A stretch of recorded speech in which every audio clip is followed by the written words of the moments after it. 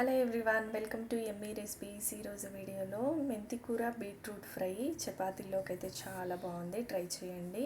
Stove on చేసుకొని pan పెట్టుకొని 1 table spoon oil వేసుకొని 2 ఆనియన్స్, పచ్చిమిర్చి, కొంచెం కరివేపాకు వేసుకొని కొంచెం వేగిన తర్వాత 1 స్పూన్ అల్లం వెల్లుల్లి పేస్ట్ కూడా వేసుకొని పచ్చివాసన పోయేంత వరకు వేయించుకోవాలి. ఇప్పుడు ఇందులో 1 కప్పు మంచిగా కడిగిన మెంతి కూరని వేసుకోవాలి. మెంతి కూర ఆయిల్లో మంచిగా ఫ్రై చేసుకోవాలి, లేకపోతే చేదు వచ్చేస్తుంది.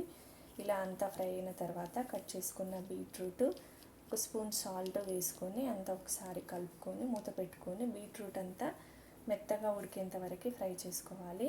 ఇక్కడ బీట్రూట్ కూడా బాగా మెత్తగా ఉడికిపోయింది.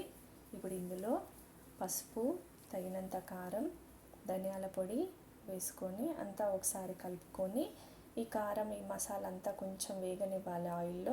అంతేనండి. లాస్ట్లో కొత్తిమీర వేసుకొని కలుపుకొని స్టవ్ ఆఫ్ చేసుకున్నామంటే ఎంతో సింపుల్ అండ్ టేస్టీ బీట్రూట్ మెంతి కూర ఫ్రై రెడీ అండి. చపాతీలోకి అయితే చాలా బాగుంది.